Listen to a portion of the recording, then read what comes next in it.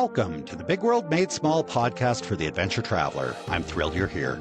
My name is Jason Elkins, and in addition to being your host, I'm also a former U.S. Army paratrooper, third-generation commercial hot air balloon pilot, paramotor pilot, ex-Montana fly fishing guide, advanced open water scuba diver, and a full-time nomad that's visited more than 30 countries on 6 continents. As a seasoned adventure travel expert with a passion for creating and sharing meaningful experiences, I'm on a quest to impact the lives of adventure travelers, tour operators they rely on, and the communities that host them. Every week, I bring you exclusive interviews with fascinating adventure tourism experts who have agreed to share their personal stories, favorite destinations, and some invaluable travel insights they've picked up along the way. We'll enjoy a casual conversation, create some connections, and likely share some laughs. It's my hope that by the end of each episode, this big world will feel just a bit smaller. Let's get started, shall we? Welcome back, everybody, to another episode of the Big World Made Small podcast for the adventure traveler. Today, we've got Emma Valahu. Valahu? That's right. I practiced it 14 times before I hit the record button, and then as soon as I started to say it, I had a blank. Valahu. That's good. You say it for us. Valahu. Valahu. Yeah, that's exactly perfect. All right, Emma. So nice to have you here. Emma's the founder of Inbox Journeys, and we're going to discuss that a little bit because before I hit the record button, we were discussing the name of her business and how it kind of makes sense. So we're going to get there in just a second.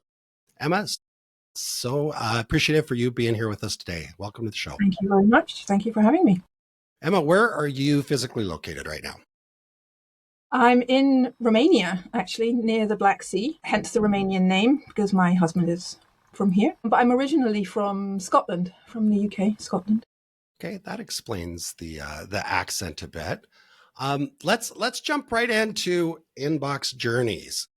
So what is that? When someone hears that name, what should they be thinking? Or what do you hope that they're thinking? What I'm hoping they're thinking is that for businesses, I work with transformational travel businesses. And what I'm hoping that they will understand and feel is that the journey that their customer takes with them starts way before they actually make a booking or an inquiry. And ideally, it should be starting on their website and then going to their inbox, because you want to be capturing these people who are just not ready yet to be clicking that inquire now button or that book now button. Most people aren't ready. And so you want to be capturing those people, getting them onto your email list and starting that transformational journey there, rather than just kind of bombarding them with marketing on your website, in your social media, and deciding that the transformation starts once they've paid you. Right. I think to that's my very mind, wise. It starts way before that. And I think that applies to many different types of business transactions, not just tourism. I know that's kind of your specialization, and obviously that's kind of what we're going to discuss here today. But I think people that are listening to this, that maybe they're not tour operators, they can maybe apply some of this stuff to their own business. But Absolutely. More importantly, this conversation is not all about your business. It's about you, because you're somebody that I ran across recently, had a nice conversation with, and I was just kind of fascinated by your story and what you're doing in the world to make this big world feel a little bit smaller. So let's go into that. We know that you work with tour operators, people. You said responsible tour operators, sustainable. I don't want to put words in your mouth. I am drawn more to tour operators, businesses, kind of the smaller ones, like the kind of more boutique size. So I'm thinking like, retreats, surf camps, kind of adventure trip organizers, who do also have a passion for kind of regenerative tourism, for involving the community within their packages, within what it is that they're offering and the experience that they are giving to their guests, their travelers, their customers, however they want to call them. Yeah, so that is something which I do feel quite strongly about, not rather than getting as many people onto the beach in 25 different countries as possible.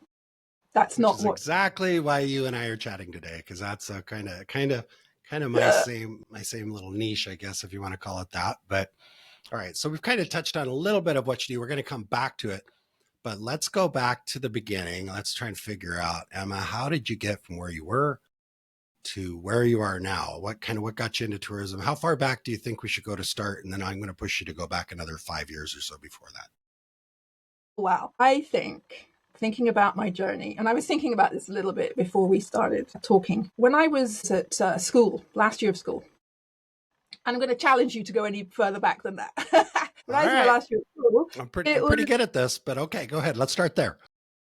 So, well, tell me, when you say last year of school, are we talking last year of primary school, secondary school, university? What are we talking about? No, I'm talking high school here. Well, okay. In Scotland, it's called secondary school, not high school. Okay. So I was in my last year of school and thinking, okay, well, now what do I do? University was the accepted route for me, and I took it because my family would have just thrown a fit. Mm-hmm. But it's like, well, what am I going to do? And at that time, there just wasn't the kind of career advice that I'm hoping young people get today of what you should be studying, what direction you should be going, what options are available to you. And so I thought, well, what am I good at? I was quite good at English. So I went to study English. So, okay, after 3 years of studying Shakespeare and Philip Marlowe and, all these other, Christopher Marlowe, not Philip Marlowe. I do like Philip Marlowe. Things. It's like, well, what on earth do I do with this now? Because now I'm in my last year of university, what do I do next? And the only kind of passion that I had ever had in my being of what I wanted to do was I wanted to work abroad. That was the only thing. When people say, what do you want to do? It's like, I don't know, but I know I want to work abroad. Okay, so here's my opportunity to push you 5 years before you finish school. Because I suspect you were thinking this before. What's the youngest, or when did you first remember thinking, I want to work abroad or live abroad? Yeah, I suppose that has just always been there. Yeah. Certainly throughout my teens. Okay, where did that come from? I really don't know. I don't know. Did you travel much when you were younger? Did you have somebody in your family that was out traveling? I'm just curious what triggered that. Not a great deal. We didn't have a great deal of money floating around. So we didn't take like long holidays abroad. We didn't go and, spend 2 weeks on the beach. My holidays were spent at my grandparents' in the north of Scotland on the coast. And my beach was a stony beach and the North Sea. Mm-hmm. Okay. But no, we didn't do a lot of traveling abroad. I'd been to a couple of places, a couple of countries, but no. But there was just something inside me that said I wanted to get away from where I was and I wanted to kind of explore and work in other countries. Well, we could probably analyze the heck out of that, but we won't do that on this episode anyway. So anyway, what I hear you saying is you had this, I want to get away and go do something. So, all right. So you're finishing up school. You majored in English. And where did it go from there? English and history of art, actually. Those were the two kind of my two passions. I don't know, they weren't really passions, interests at that time. Mm-hmm. So once you've finished university and you've got, okay, it's great, I can write an essay. Now what do I do? Because that's not a very useful skill to have when you're looking in the job market. I thought, well, until I know what I want to do, until I figure this out, I would quite like to just go to travel. Okay, how can I do that and survive and live at the same time? So the obvious answer at that time was to teach English. So because I had the English and this was the opportunity to travel, the two seemed to go together pretty well. So that's what I did. I trained to teach English to foreign students, to adults, and off I went. Started off in, spent a long time there and kind of traveled here and there, growing my teaching career for a long time. So I'm curious because like right now I've been traveling full time. I run into a lot of people that are traveling, teaching English, but frankly, at this point, a lot of them are doing it online. So they're sitting in a coffee shop or a co-working space or whatever, giving lessons, English lessons. I'm guessing that when you're much younger than I am, I'm sure, but I'm guessing you weren't doing it a lot of remote. So this was in-person teaching? Yeah, absolutely. Because I'm maybe going to reveal my age a little bit here. When I started out, the internet was in its very, very early stages. There was not the possibility to do that. You didn't have to say that. I did not say that for you, but no. I understand. I can relate to that. It wasn't possible. So was it mostly one-on-one? I'm just kind of curious what that was like. Was it Through one-on-one, group language schools. classes? We got, yeah, group classes, some one-on-ones if I was able to get private work, but mostly it was working with language schools. Eventually the British Council. I worked for the British Council, and then I also eventually trained to be a teacher trainer. So I would then teach others to do what I did, which I really, really enjoyed. I really loved that. What is And the that took me British to Council? Ecuador. I'm sorry? What is the British Council? If I don't know something, I'm going to ask. So the British Council is an organisation that promotes British kind of culture and education, Britain abroad. It's separate from like the embassy. Although they do work closely with the embassy, but it's just a business or an institution that promotes Britain in other countries. And maybe that's why I grew up in the US, so maybe that's why I never heard of it. I don't know. I don't know that they have a big presence there, but a lot of influences in the past. But all right. So anyway, so you were working with them and trained to be a trainer of other teachers. Yeah. All right. And then you started to say you went to Ecuador, which I'm super excited. Ecuador is one of my favorite places on earth. So tell us about that. It was amazing. I loved Ecuador. If there's some place, when you are in a place and it just feels like you could just live there forever, like it feels like home, and you can't quite say why, but it's just that feeling. That was Ecuador for me. And I spent 6 months there. Wow. Was that your first? I'm curious, was that your first time in Latin America? Yes, my first and only time in Latin America. And yeah, I could have stayed there forever.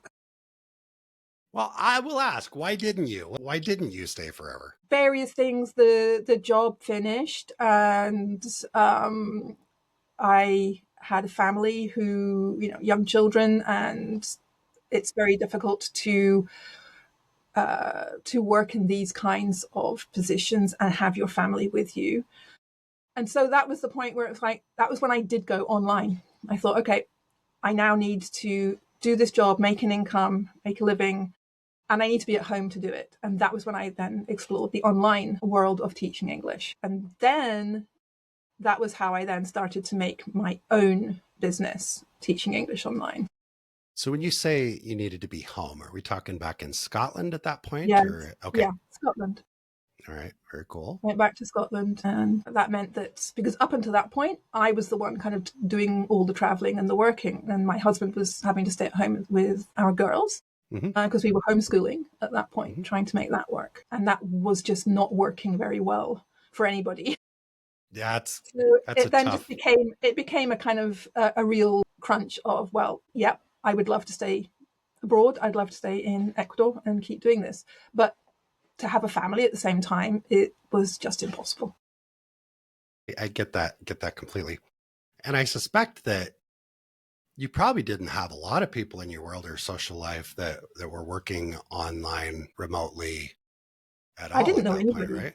I didn't know anybody who was doing it, because it was only just becoming certainly in the world of teaching English, it was only just becoming a kind of a thing. At least I thought so. I hadn't heard about it. But once I started investigating and doing a bit of research, I suddenly realized that actually there are platforms specifically for this, for teachers to start to build their own business online. So it had existed, I just wasn't aware of it. And so that was what I did. I kind of looked at all of these different platforms and I chose one that I wanted to work through. And that was how I started to get my own students and to build my own business. I'm going to ask you a personal question. We can edit it out later if we need to. But so what I heard you say was you were traveling around. You spent 6 months in Ecuador, away from your family, away from your husband, your daughters. You moved back to Scotland. Now you're working at home, presumably, maybe in coffee shops. I don't know. You can tell me. At home. At home. So your husband's at home, homeschooling the kids. So you went from kind of being off on your own in Ecuador to being all very close together. Anything you want to share with our listeners about making that transition? It's not as drastic as it sounds. Or maybe it was amazingly wonderful, good. I'm not implying any positive or negative. But it is a transition. It was difficult to, how can I say this? It was difficult to not have a plan for the next kind of abroad or the next job abroad. I mean, I'd had jobs in the UK as well. it wasn't continuously away. I worked in Aberdeen University teaching international students who were preparing to start their master's courses or their undergraduate courses. So I had also worked in the UK, but my love was to work abroad. So I didn't really think of it too much because I just thought, well, this is just this part of my life. This is just a transition, or this is just this bit, and other opportunities will come up. But from a family perspective, it was great because my girls, they suffered a little bit. They didn't like having mum abroad and away and didn't really understand. They were quite small. So it was, that was wonderful to be able to be back home and just to kind of be with them and make them happy again. Because I knew that they were not, they were not happy. Yeah. I get that completely. And I also, I speak with and kind of live in some of those same circles where it's like, when you have this thing in you that wants to go travel or live abroad or whatever, it can be tough when you don't have, I don't want to say a trip planned, but I don't know how else to say it. When you don't have a trip planned, when it's like, when you're like, okay, I'm going to come home for 6 months and work for this job, and then I'm going to go to the next place. There's kind of that anticipation of going to the next place. And so I'm curious, were you able to travel as a family? How did you fill that void at that time, or did you even notice it? Well, after a couple of years, we moved to Romania. So that kind of filled that space, I guess. Why Romania? Why Romania? You said your husband is Romanian? Yeah. So the initial move, this is another kind of whole direction that we went into, was we wanted to try and live a more kind of, we were still trying to homeschool at this point, and we wanted to live a more kind of sustainable life, more self-sufficient life. We were able to buy a piece of land out here with our house and a fairly, substantial piece of ground to do that, to be able to grow vegetables, fruit, and have, chickens and ducks and whatever. And that was why we initially moved out here, because by that point I could work from anywhere. It didn't matter where I was. I can do it online. I could I can really work from anywhere. And so that was why we moved out here initially, was to try and do that. Because that is also another part of me that, or kind of a passion, if you'd like to say, that, I am very drawn to the natural world. I can't live in cities. I couldn't live in an apartment. If you paid me, I have to be surrounded by nature. I have to be able to see mountains and trees and forests. And I want to be in it and be able to participate in it on a daily basis. I'm curious if you felt, because I think some people might, is I've got this desire to go maybe travel, live abroad, but then I've got this desire to, I'm going to use the word homestead. Like I've got this desire to homestead and have my own place and my own space so that I'm surrounded by the nature that I love. Was that a conflict for you, or did your needs were kind of met either way? Well, I'll tell you what it is about me and travel, because when people say that they like to travel, they generally mean they like to visit lots of different countries. They want to go and see all these different countries, and they will spend, a week, 2 weeks, maybe a month in a country. And that hasn't been something that I have ever really wanted to do. That doesn't really pull me at all, because it's just too short. You don't really get any kind of feeling or transformation, if you want, from spending 2 or 3 weeks in Greece or in Thailand or wherever you want to go. So for me, whenever I have traveled, it has been with the purpose to actually stay and live there for a set amount of time. And that to me is how I travel, and because if you remember when I was telling you about this kind of, the only thing I knew that I wanted to do was to work abroad. It wasn't to travel to many different countries. It was just to work in another country. So when we came... Why do you think that is? Have you been able to put your finger on that? That's a tough one. I haven't figured myself out. I'm not suggesting I used to go to a shrink and work it all out. I've probably got some deep trauma. The shrink's going to say, what exactly are you trying to get away from? Exactly. I heard you say that. Yeah. But anyway, we won't go there. That's not what this is not a psychology podcast. So when you're saying, how do I kind of balance that need to travel and also to homestead, because they seem to be opposites, the fact that I am doing it not in my own country fulfills that need, because I am not at home. Well, I am at home, but it's not home. I am in another country and doing it. So I think that is probably the reason why I can make them work together. Are you interested in sharing what your family back in Scotland thought about you traveling around and now you're in Romania? Is that, or should we just move on to the next subject? No. They might listen to this. My father was always encouraging me to be bold, as he said. He was always be bold. From my earliest memories of being with him was, he was always going to the adventure playground that we lived near when I was like 5-6 years old. And he would just encourage me to go on the highest rope climbing thing in the tree and do the thing which scares you the most. And so I think maybe that's kind of stayed with me. And as everybody else in my family, I think, appreciates that is just the way that I am. Are you like that with your daughters? Yes, but it hasn't quite rubbed off in the same way. They are very independent, and I've always encouraged them and continue to encourage them to follow whatever it is that kind of drives them. And even if that means that they think it's going to go against what they think I want them to do. And this is something which I kind of struggled with on my mother's side of the family, my grandparents, because there was a lot of pressure there to live up to expectations. And that may have been one of the reasons for me wanting to just escape. You can't live up Look at to us. We're getting all deep. If you're not in the country, they don't know if you're living up to their expectations. But yeah, so there was a great deal of pressure on that side of my family, not from my father, but on my or my mother, really, but the pressure from her parents, my grandparents, was to do that. And so I really have tried not to pass that on to my children. When I say to them, what is it that you want to do? And don't answer the answer that you think I want to hear, because that's I don't know, Mom, what do you think I should do? Exactly. Right. Yeah. And I'm happy to give them advice and tell them what I think they should do. But I said, but that's what I think you should do. What do you think you should do? And I don't know, I shouldn't suspect anything, but if my child, because I think I come from the same mindset. My father was definitely a push the envelope, get outside your comfort zone. There were things we did when I was young that I'm kind of surprised we survived. I've got a brother, and I'm kind of surprised we lived through it, because there were some packing trips in the mountains in the winter and bungee jumping out of balloons and rappelling off of cliffs and caving and all this crazy stuff but anyway, but when my kids come to me now and want advice, my bias is towards what's going to get you outside your comfort zone. What's going to create the most growth for you, not what's the easy route. And it sounds like you're kind of doing the same. You mentioned a couple times we tried to homeschool. Yeah. We tried the homeschooling thing.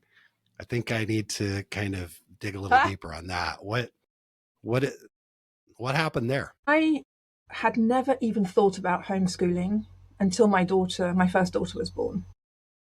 And I can remember the moment when she was about 8 or 9 months old and just thinking, I really don't want you to have to go through all that school pressure and crap, if you'll excuse my language. Mm-hmm.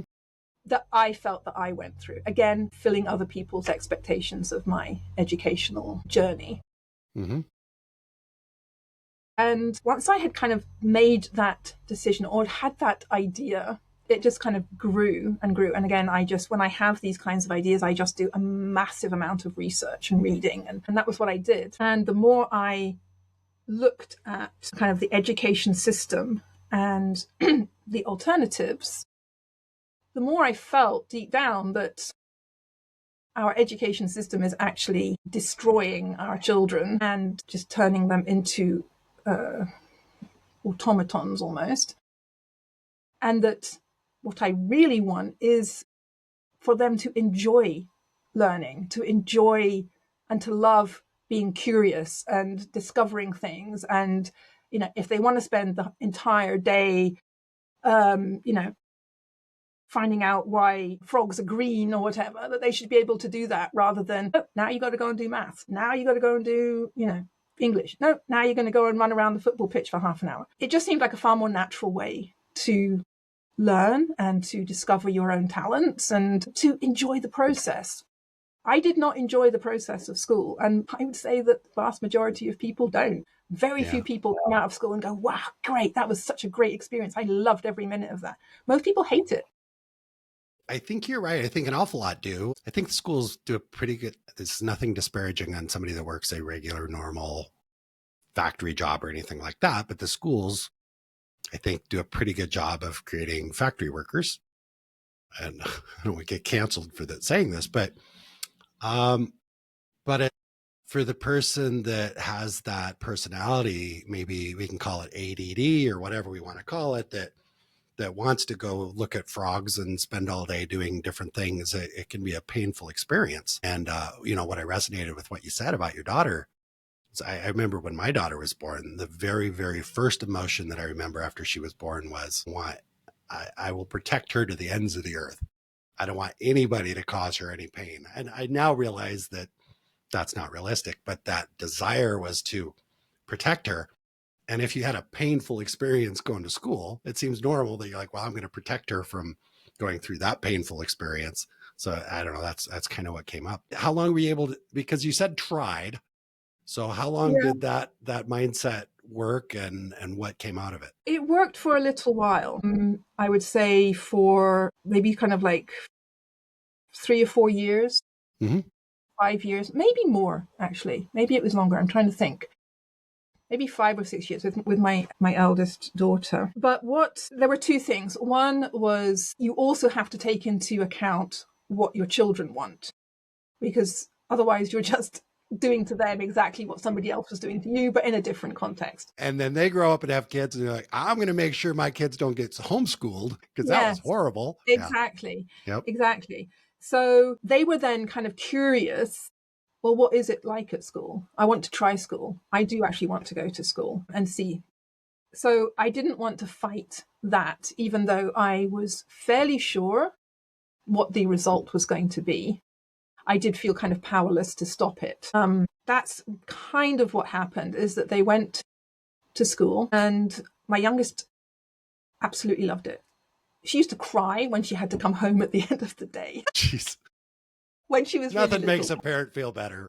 I know how to make you feel like a completely so happy to see you, sweetheart. Thank you so much. Yeah, you have a good day. Yes, I don't want to go home. That's when she was like 5 years old, because they were just doing, playing in the sand, and she was having a great time. But then as they got older, then all the things that they didn't want to do kicked in, and they didn't want to do homework, and they didn't want the teacher yelling at them and telling them that they were idiots, and they didn't want to spend their day sitting in behind desks and whatever.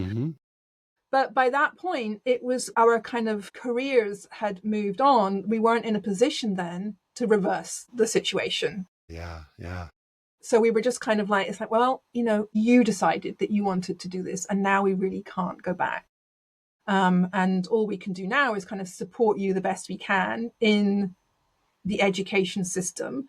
I'm not going to, get on your back that, you haven't done X, Y, and Z. I expect you to, to do the work that the teacher asks you, but, I'm not going to go ballistic. Put that pressure on them that I tried not people to. in your Obviously, life I wanted them to do well, because society will judge you, especially in Romania. There is a big pressure to have good grades at school, and that if you don't, then it really does actually affect what you do afterwards. Whereas in Britain, I think, and possibly in the States and other countries, there isn't. I think that there are other routes available to you, even if you're not academically brilliant. Whereas in this country, it's my experience of it anyway, is that there are then kind of limitations. So I did want them, and I do, one of them is still at school, to do well. Just going back, I just wanted to touch on something that you said earlier about, the education system and what it's actually producing. There are obviously people who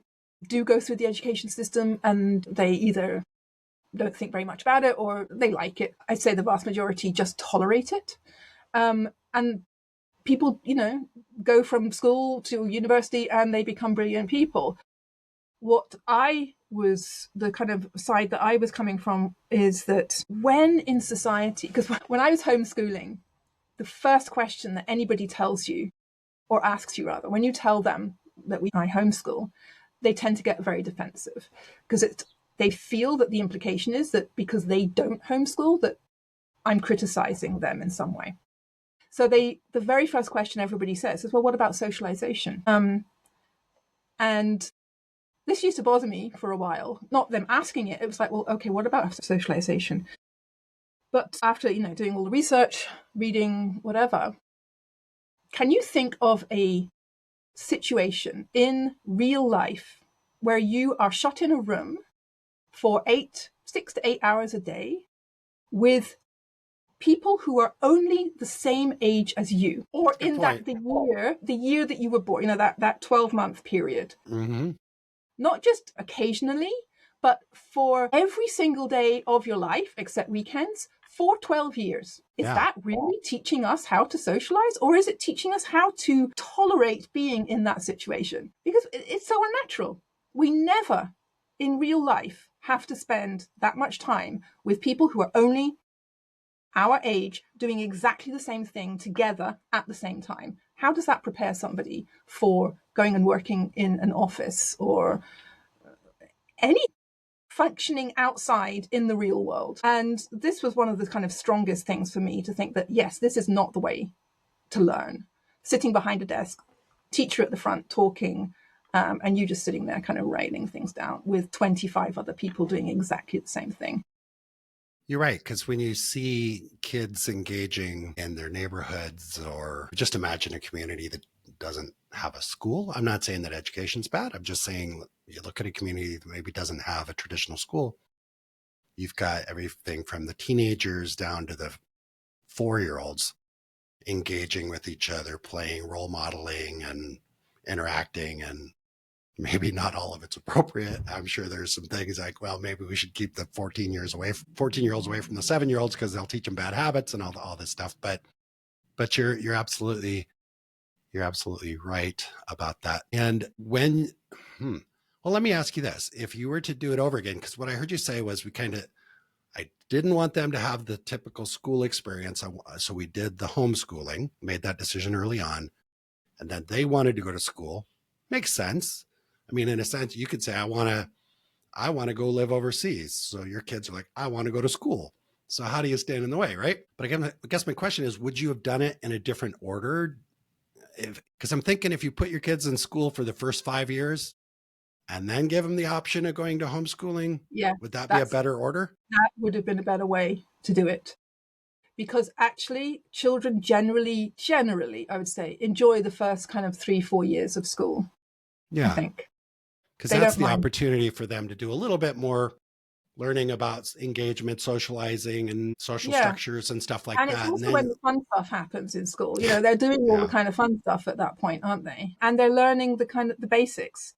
And that is, I think, the most kind of intensive part of homeschooling is when they're younger, because they require you to actually just provide everything for them, teaching them to write, teaching them to read, and telling them what to do, telling them to do this, do this. By the time they get to about 10, 11, 12, they're developing their own interests, and they're able to be a little bit more autonomous and independent and decide, I'm just going to go and read this book about dinosaurs or about Egypt or about quantum physics or whatever it is that they want to read. You don't have to put the book to them. And I'm imagining that it's probably easier to juggle, and if you've got a job. Yes, exactly. Especially if it's online, if you can be at home and you're working and they're working. A lot of us saw that during COVID. That was a lot of difficult things in that time frame. One of the things was there were a lot of kids, doing schoolwork from home. Some of them thrived in it, others did not. Yeah, but there were situations. The same way with the traditional classroom system. Some people thrive in it and some people don't. So there is no perfect system, but I think we should have choices. Exactly, because every kid is different. We've got all these different personality styles and types, and some kids thrive in that structure, and other kids, it just destroys their self-esteem and their willingness to live. So I get that, especially probably people that listened to this show or that have been on this show. I won't speak for you. I won't speak for any of my other guests, but I suspect we have probably a higher propensity to have been diagnosed with ADD or ADHD when we were younger. People that work in the tourism business. I don't know. Maybe I'm wrong. What do you think? Is there a correlation? I think there is, Yeah. that's what do I know? But there's an awful lot of people that just, which actually can be a challenge too, because I think a lot of us really enjoy the new experiences, sharing the new experiences, all the different kind of cool things that come up if we're leading tours or if we've got a tour operation business. And some of us maybe struggle with the structure and the routine and things like that you help some of your clients with, but to help get them kind of create a predictable journey through the pipeline or whatever that we're going to discuss. But anyway. Yeah, maybe. I hadn't thought about that. I have no idea. Anyway, so you said one of your daughters is still in school. I'm just curious, how did this all translate? You don't need to tell us what direction you think they're going, but you just share. I'm just curious, kind of, are they going to go live overseas or what are they up to? I don't know what they're going to do. Yeah. It's kind of very open at the moment. My youngest keeps going, I'm not going to university. To, oh, well, maybe I'll go to university. To, no, don't think so. Who knows? I don't know. And I don't want to be the one who pushes them in a direction that they're going to hate later. Love it. It will work. I think it's good to be at that point. I mean, I say that I'm 52. How old am I? Yeah, 52, and I'm still not sure what I'm going to do. So, well, me too. I still don't know exactly what it is I want to do. I'm still at that when I went to study to learn how to teach English. I thought, well, I'll do this until I know what I want to do. And here I am, not quite sure what it is though. My purpose in life. Maybe it's this.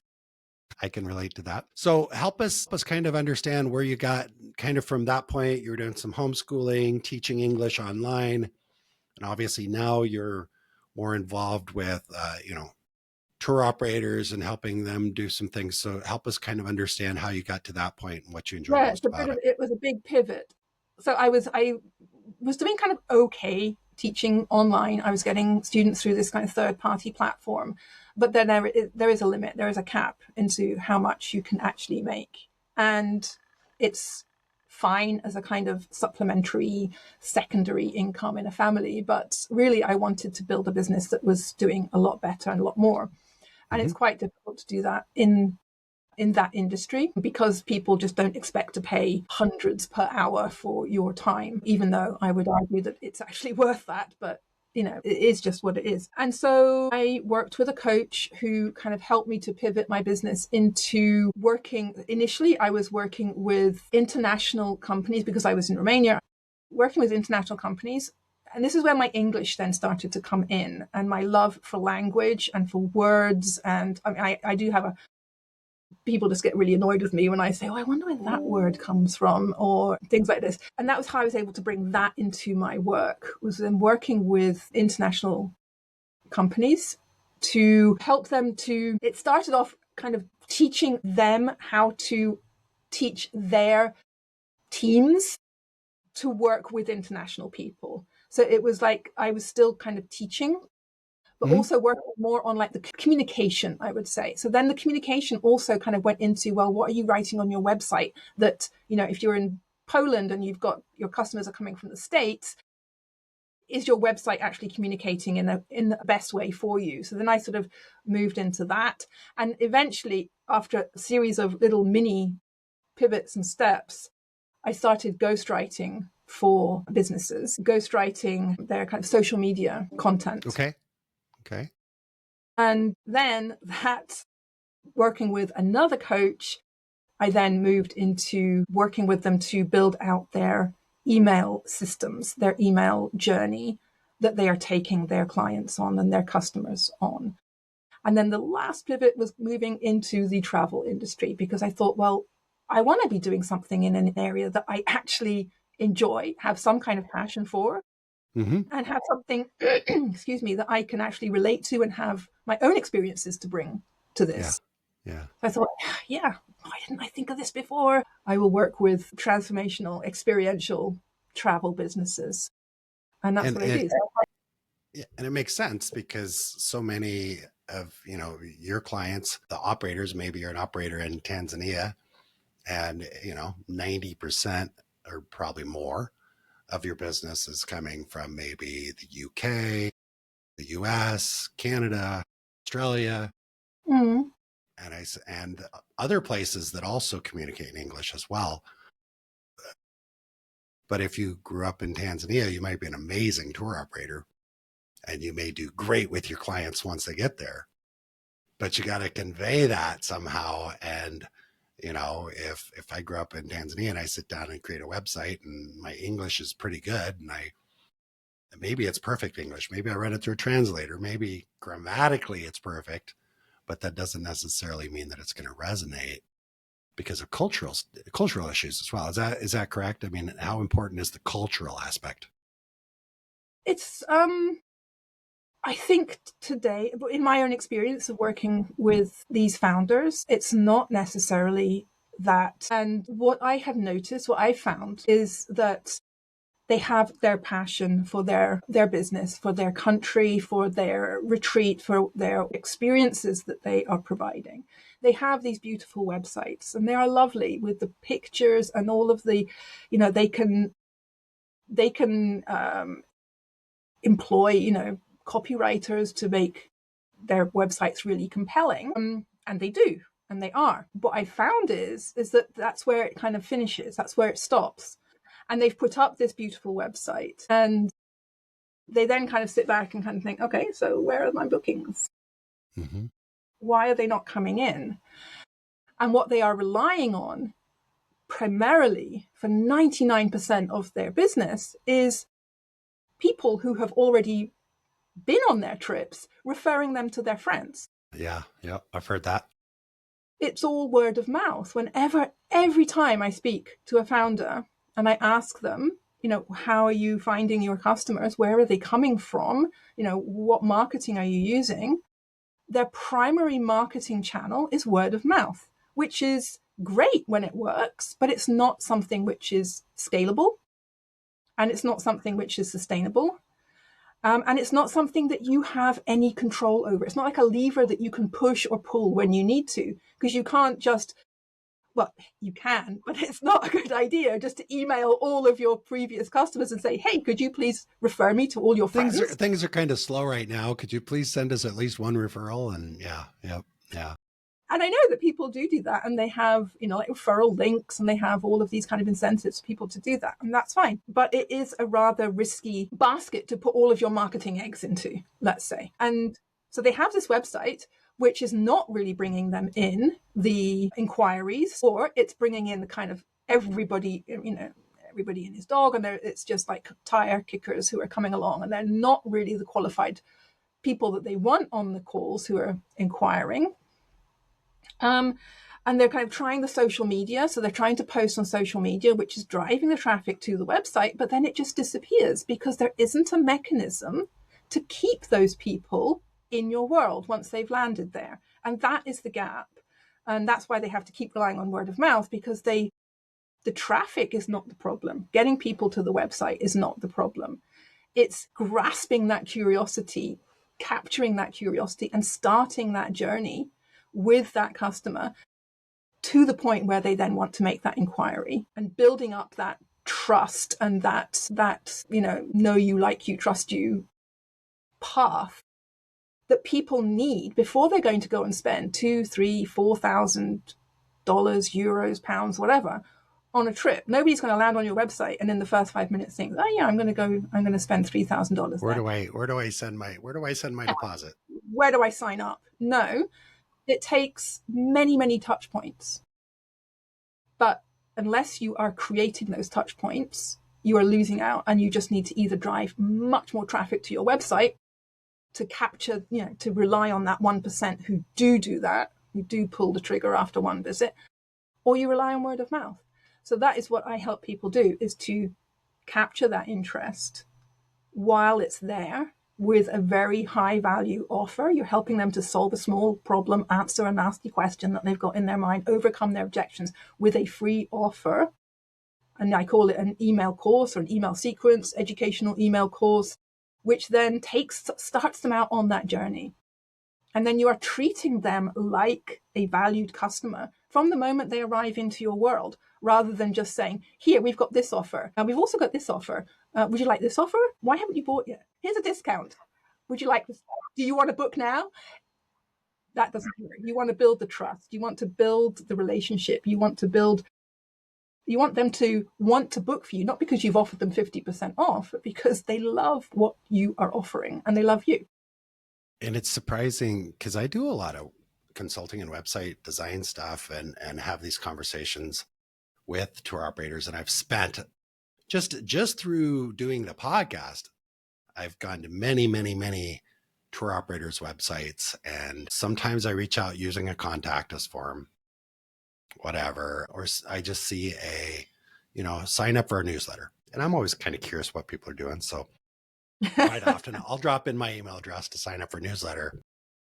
And I'm pretty sure I never hear from them again. And I don't think most people will sign up for newsletter in the first place. If it's just join our mailing list, I don't see that as a really good idea just to do that. But when I do it and I don't get any sort of email, I don't hear anything. Maybe 6 months later, I might see one newsletter pop in that says, oh, geez, it's been a while, but we finally published a newsletter, and then I don't hear from them again in a long time. Another 3 months. So that's just a missed opportunity. It's such a missed opportunity. It's such a missed opportunity. And that is what I try to convey and to educate my audience on, is that email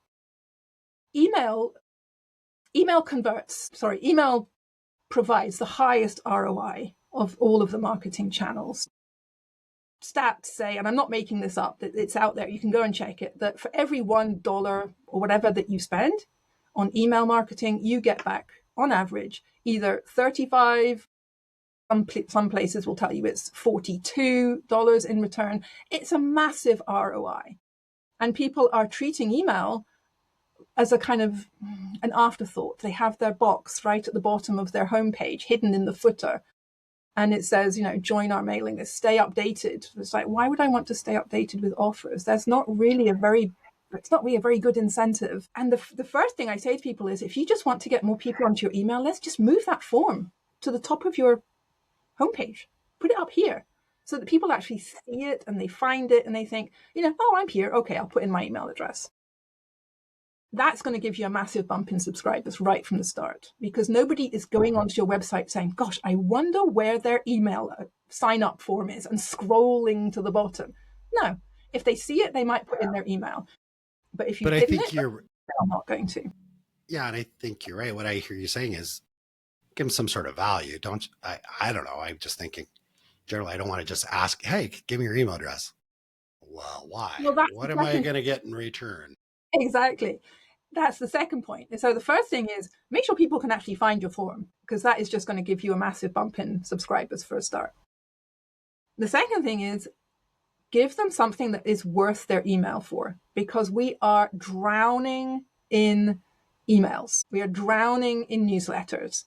Nobody wants your newsletter. Nobody really wants your offers, but that, they might think maybe in the future, if you're offering something good. But if you can offer them something free, really high value in return for their email address, in return for their attention, they're basically paying you in attention and in their email address, giving you permission to actually send them something, then that is a far higher and more kind of premium service that you are offering them than give me your email address and I'm going to randomly send you emails whenever I feel like it. Well, what's in it for me? Why do I want that?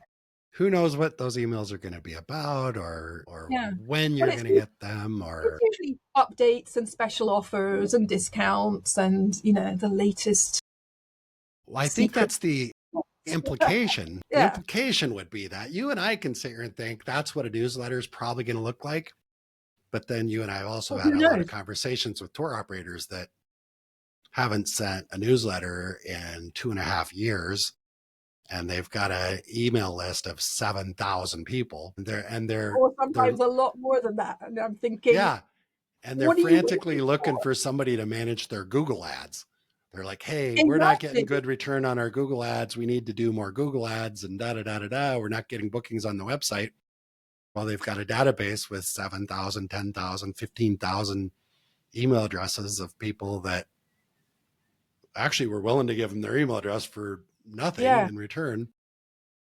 Yeah, there's a missed opportunity.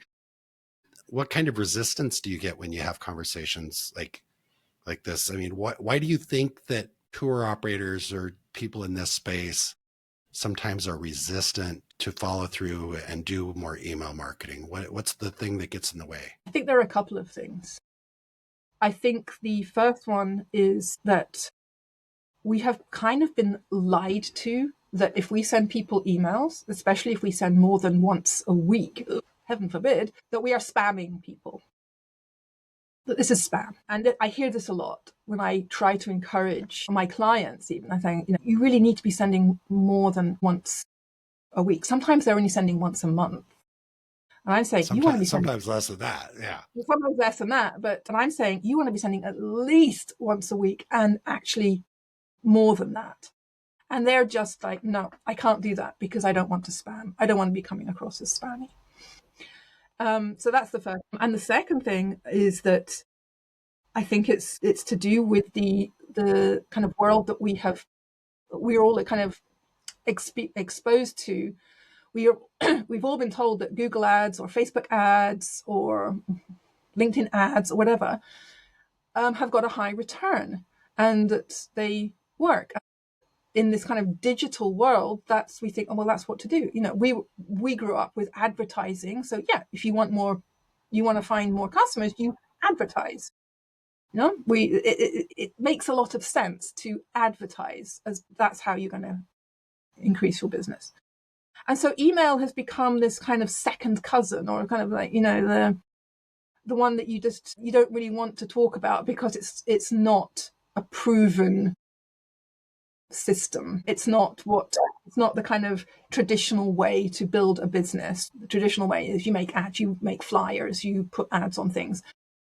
But email is something which I think we're still really underusing, and we don't appreciate the value that it has for nurturing and educating and converting subscribers. And convert is a horrible word. I don't like this word convert. It makes it sound like it's completely like you're doing something to somebody. But conversion or transform, I much prefer the word transform. You are transforming them. You are helping them to do something which they want to do. They need some time to do it. They need to know who to trust.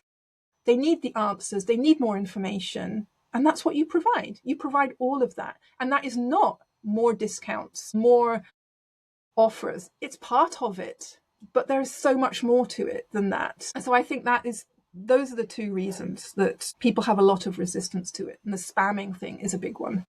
I think you're right. I think this, because we still hear it, but I remember maybe it seemed like it was 5-10 years ago, spam was such a big word. We just heard spam. Oh, I'm getting all this spam. I think we still use that word, but so we have a negative connotation, like, especially when it's our business and our passion, it's hard to push the send button to a mailing list of 8,000 people if you're afraid that somebody in your database is going to say, this was spam, I didn't want it, I'm upset, because these email marketing systems, they will tell you, you got one spam complaint, 2 spam complaints or whatever, or equally bad as the opt-outs.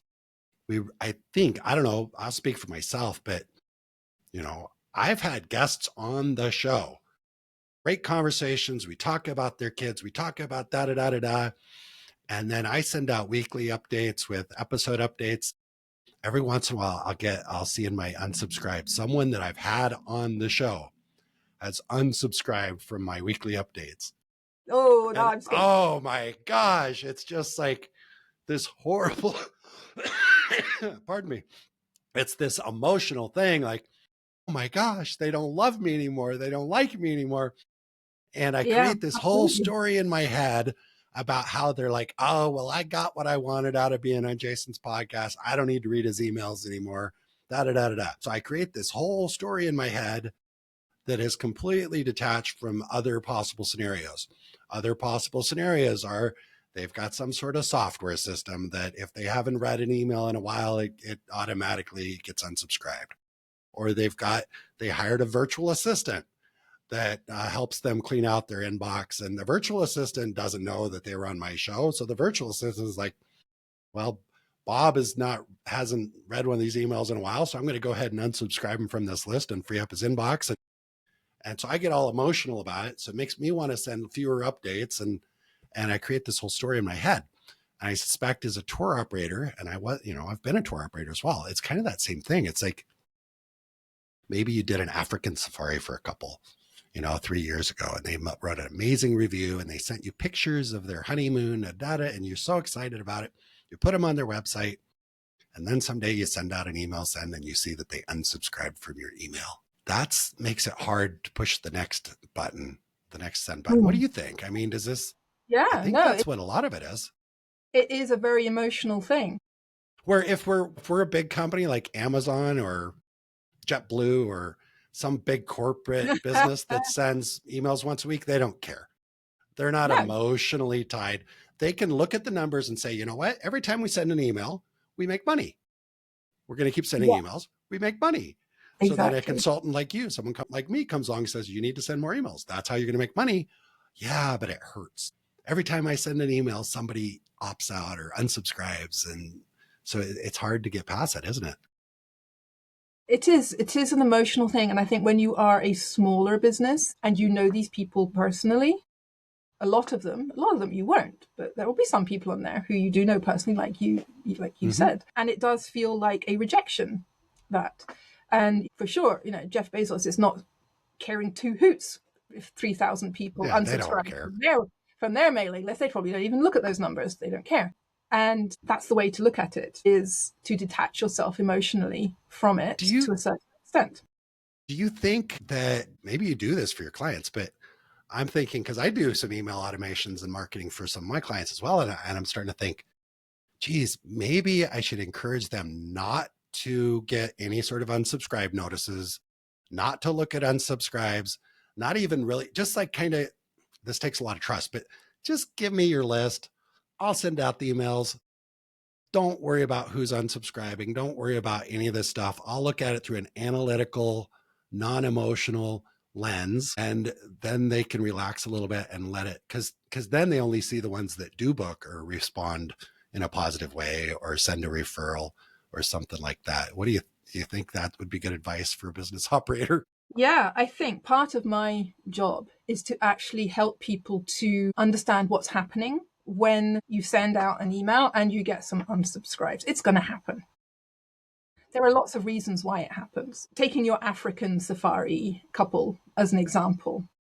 So maybe they came onto your list at the beginning of the year, and it took 9 months of emails for them to actually book that safari. It took that once a week for 9 months. They opened your emails, or they at least didn't unsubscribe, right? And then they bought the safari and they loved it. And they went home and they told 5 of their friends. And those 5 friends, let's say 3 of those also joined your mailing list. And it takes them 9 months or longer or 6 months to buy.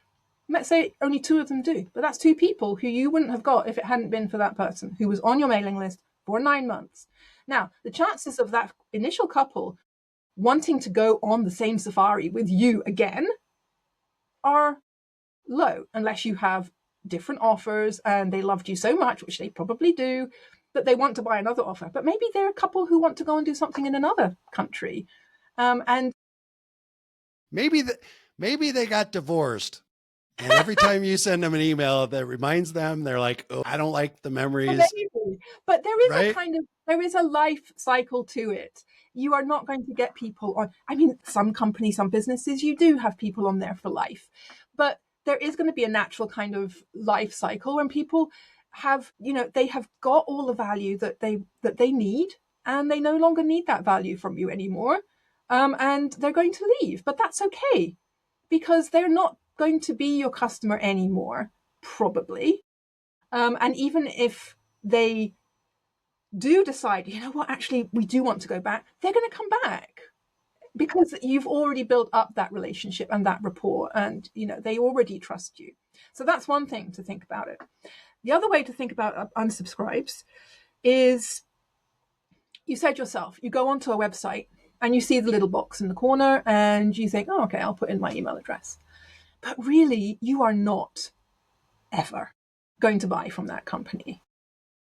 If you're really honest, you think, okay. And that's what happens. You will get some people, a lot of people maybe, who are on your email list who are never going to be your customers. Now, do you want to keep building your list? Do you want to have 20,000 people on your list, but only 2,000 of those people will ever actually buy from you? That's just a vanity metric. It means nothing if those people are not your ideal customer. You want those people to go. You want them to unsubscribe because you are paying more to ConvertKit or ActiveCampaign because you have got 20,000. That is costing you every month a lot of money. And if 15,000 of them are the wrong people, you want them out. Well, you're paying more money, but you're also, every time you send an email, and if you've got 15,000 people that don't even open your emails because they have no interest in what you're doing, that is hurting your deliverability. It sends a bad message for deliverability. So, but also this is where what I do also helps people is, if you are offering the right free offer to people who land on your site, you're going to attract the right person for your business, and you're going to repel the ones who you don't want. You don't want the ones who are not interested in that safari, let's say. You know, they hate the heat. They hate sand. They don't, you know, they're not your ideal customer. Or, you know, they just can't afford it. That's okay too. But you don't want them on your email list. But you do want to attract and get the ones on your email list who you really can serve. So this is a mechanism, this is an asset which will also help you to get rid of the tire kickers, to get rid of the people, or not to get rid of, that's a really negative word, but to not even have them there in the first place. Yeah. Because you can't help them, you can't serve them, you're never going to, they're the wrong people. And you will have a far higher proportion of people who are far more likely to buy from you if given enough value and touch points and you build up that relationship over time. It's not going to happen in the first 5 minutes. It might not happen in the first 5 months. Right. But it's far more likely to happen if you have got that process, that system in place in your email. And that is not, the definition of spamming is sending somebody an email every week, which is just saying, here's another 20% discount on this offer. To me, that is spam. Yes. Because it's just junk. As far as, so really kind of what we're speaking about, it's also known, the term is kind of a lead magnet. You know, what do you give somebody in exchange for their email address? And, you know, I've got examples that I've used in the past and done, but I love what you're saying about using that lead magnet to kind of pre-select or help people self-select. Exactly. So maybe I'm thinking of a random example is, if you own a backpackers hostel in Bali, you probably don't want to offer a lead magnet that's like, sign up for this and get our list of our top 10 luxury resorts on the north coast of Bali, because it's just not the right audience. And if you've got a luxury resort somewhere, you might not want to, it might not be 10 money saving tips for visiting Bali. Is that what you mean when you say, exactly, use a lead magnet that helps selects? Exactly. And this is where knowing your customer really, really well plays such an important role, because I believe that you should be offering experiences and adventures and whatever you want to call them for a very narrow niche, a very narrow slice of the population. So that every message that you're putting out there on your emails, on your social media posts, on your website, is speaking directly to that person. So they know who they are and they know that you serve them. So when you are thinking about your lead magnet, the very first thing you've got to do is, well, who is it that I want to attract? And that means knowing which countries do they live in? How old are they? What kind of things do they enjoy? What do they not enjoy? What time of year are they able to travel? If you are offering things and you're trying to attract families, well, they can't come through school holidays. So all of this kind of information is vital when you're creating your lead magnet. Right. And then you want to think, well, what is the problem that I'm solving with my lead magnet? It's not just, the 10 top places in Bali. You can Google that. That's not valuable, at least not valuable enough, because people can Google it. Anything which I feel, anything which somebody could go and Google, or somebody could just kind of ask ChatGPT or whatever, is not valuable enough. Why would anybody give you their email address for that? You have got to be unless you do the work of consolidating. It doesn't mean that everything in the lead magnet has to be super secret, but to consolidate it and bring value in a good. So I don't know. I'm just curious what you think. I'm thinking like trip planners. That's a common one. Give us your email address. We'll give you our trip planner where we've consolidated all this stuff. All that stuff is easily accessible on ChatGPT if you're willing to take the time and effort. But what would be even more valuable would be, let's say, for example, we'll stick with the, let's take another country, another kind of trip. Let's say that you want to go to, I don't know, to Costa Rica to go surfing, let's say. Now, if you were thinking about this, you might be thinking, okay, well, do I need to be able to actually kind of like surf before I do this? Is this a prerequisite? Do I need previous experience to do this? I've heard that, you've got a wet season.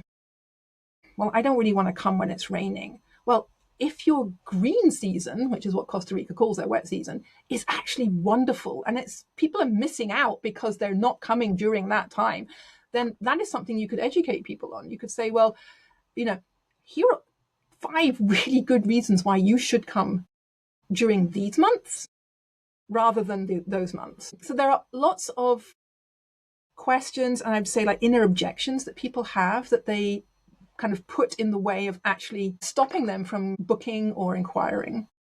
It's a juggling act.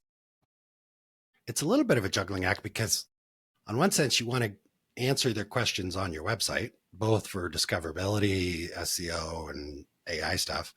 So you want to answer your questions on the website. It's almost like what we're discussing is hold back a little bit in exchange for the email address. So how do you balance that out? Well, let's say, think about the last time that you wanted to do any kind of trip. I don't know if you've booked a trip recently, but yep, if you're looking all the time, not quite the types of trips that we're talking about, cheap Airbnbs and, airplane tickets. Let's say, anything where you have more than one vendor, more than one place that you could go to get this. Let's say you want to go to on a safari or a surfing trip. You've probably got about 25 different browser windows open on your website, on your desktop. Yeah. Because you're doing your research, you're doing your homework, you're trying to find out which one offers the best deals or has the best itineraries or whatever. And then, you look at your watch or you look at the time, oh, God, I've got to go and make dinner, I've got to walk the dog and whatever. Are you going to remember everything that was on all of those websites? Are you going to remember any single one of those? Probably not, because they all look very similar and they're all offering very similar experiences. And I know there are differences, yes, I know. But for somebody who's just spent half an hour looking or an hour or whatever, looking at all of these, it's all just become a kind of a fuzz, a haze of information. So you can have all of this on your website, but you can bet that all your competitors have also got it on their website. But they're probably, person looking at them is not going to actually remember or be able to kind of join the dots of what all of that means. So you can have information that is on your website, but you put it into a free offer, package it up into a free offer, and you expand on it and you give them steps or tips or something which they can then take that information and then make their own decisions based on that. Right. And it'll show up in their inbox and they can read it when they're ready, when they've got time and they don't have to remember to go back and look for it. Right. Mm-hmm. One of the things that came up as I was listening to you was, when I get ready to, because I've been traveling full time for 4 years. And when I get ready to go to the next place, what I do is just about every evening as I lay down and go to bed, I search for YouTube videos. and I'll sit there and watch a YouTube video about the next place I'm going, like almost every night for a week or two, or however long it is until I get there. So a good, for people like me, it might be the lead magnet is, hey, we're going to send you a new video every day, a series of videos about Costa Rica, about surfing in Costa Rica, so that every day you'll get a little dose of what to expect on your trip to Costa Rica or whatever. So I get a little 10-minute video every day. I don't have to go to YouTube and search anything. I just get an email and say, this is perfect timing because this is what I do. So if you identify your customer as somebody like that, you mentioned how much research you did about homeschooling. This is maybe a good example. You did so much research about homeschooling. Exactly. So you go to a website that talks about homeschooling and they say, hey, give us your email address and we're going to send you a series of 12 YouTube videos, whatever, about, the top 12 things to know about homeschooling before you make a decision. Exactly. Or whatever, right? The top five mistakes that newbie homeschoolers make when they're first starting on this journey. That would be valuable because you don't want to make those mistakes. Right. And maybe I don't want to, maybe it's on your website.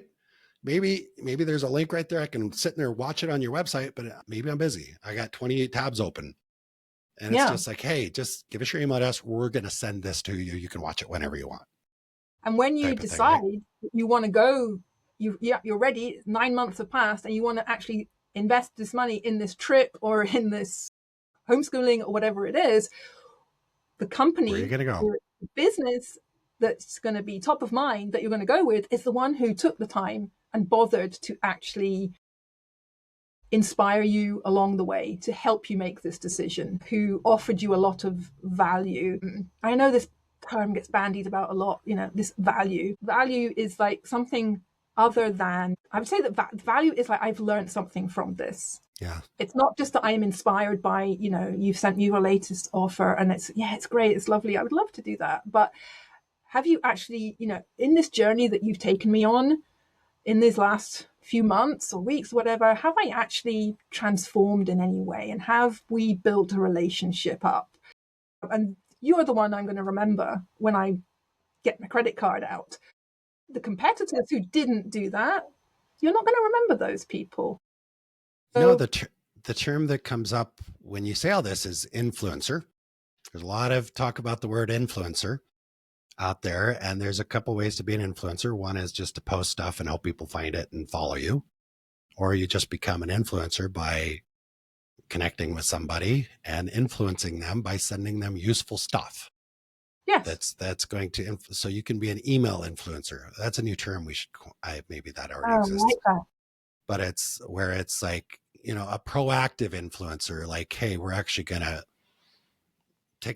make it easy for you to get the information. I don't know. Anyway, I'm just rambling, but that's a good term. Right. I like that. So many things. Our listeners that are in tourism and trying to figure out how to get more clients is definitely going to benefit from this big time. Anybody that's in business probably going to benefit. Anybody that's interested in homeschooling, English teaching online. We discussed a bunch of different things. I'm curious though, before we wrap it up, because I want to be respectful of your time. I appreciate you coming in and sharing your time with us. But before I wrap up, what did I forget to ask you? Emma, what do you wish I would have asked you? Or what do you want to make sure our listeners know about you, life in general, Romania, emails, before we wrap up? I think we've covered quite a lot. We've covered more than I thought we were going down the homeschooling education route. I know. I could talk about that all day. I'm not sure that there's anything that I think. All right. You think it's something we'll come back and have another conversation, because I know there's a lot left inside of your brain, and I appreciate you sharing that with us. We're going to have a link right in the show notes so people can reach out to you and connect with you if they want to figure out what do they do with this email list of 20,000 people that they've been afraid to email for the last 6 months, and see how we can turn some of that into money, because that's what it is. I mean, we can talk about it however we want. Money is value. We can measure a bunch of different ways, and see if you can help them figure out how to get more, transform, not convert, transform more lives, because that's why we're all doing this. Transform and not spamming. Not Yes. spamming, you're transforming. Yes. Yeah. Absolutely. Do me a favor, Emma. Please don't opt out of my emails. I won't. I just told you how much that hurts. I know that, and I know that, but it also helps me with my clients, because I get it when they're like, "Oh, I don't want to send too many emails." I get it. It's because it hurts when people unsubscribe, opt out. And if you can remove that from the equation, maybe have your email person or someone on your team that, can just do that, remove that emotional part. Because like you said, that couple that was on your mailing list for 9 months, you're upset that they opted out after 3 years. So you're focused on them opting out after 3 years, Exactly. instead of focusing on, How if long you had have not you- been sending them emails every week, they may never have booked the trip. They may probably never would have referred other people to you. So there's like 98% plus, 2% negative. You got to quit focusing on the 2%. Negative. There's no negative. That's not a good word, but you know what I mean. Positive. The only reason you want to be worried about unsubscribe is if you are just sending a load of spam, a load of things which are just not valuable, not helping people, and people are unsubscribing for that reason, then if you increase those emails, that frequency, then more people will unsubscribe. But I'm on mailing lists where people send me an email every single day, and I haven't unsubscribed because I knew that's what I was signing up for. Well, there's that. And I remember someone at some point, we were having a conversation around kind of email list building and all that stuff. And they said, look, if they're interested in what you have to say or interested in what you offer, they're not going to be upset to see your emails. They're interested. And if they're not interested, who cares? If they're not interested in you, who cares if they unsubscribe? Who cares if they subscribed on Tuesday and they unsubscribed on Thursday? That's not a reflection of who you are as a person or your value in the world. So interesting conversation. Yeah. I'll just leave you with this little story about unsubscribes. I had a client I've been working with for quite a long time, and we took a little break of sending emails because we were changing email service providers and changing some things around. And it was about 2 months where we didn't send anything. And he got emails from his subscribers saying, "What's happened? Where are your newsletters?" And that gave him such a boost of, wow, people really are sitting there on a Saturday waiting for my newsletter. And they noticed when I stopped. So there you go. People want to hear from you. They've given you their email address. They want to hear from you. Yeah, that's a really, really good example. And actually, it reminds me of, I've had this happen a few times, but just recently I actually had interviewed someone way in the past for a different project I was working on and was really intrigued by what she was doing. She was doing like digital nomad coaching, and I was on her list, and I would get an email every week, and then nothing. It just got super quiet. And I didn't think that much about it until all of a sudden, actually fairly recently, I got an email from her, and it reminded me, I'd wondered about her. I kind of wondered what had happened. Did I unsubscribe? No. I don't even know that I'm opening her emails.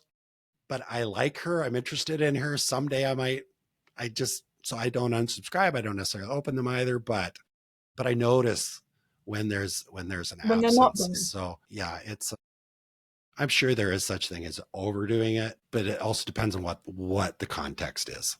So which is probably why it's great to work with somebody like you that's not emotionally tied to it. Because if it's your business, you're emotionally tied to it. It's really easy to think, oh my gosh, this is too much.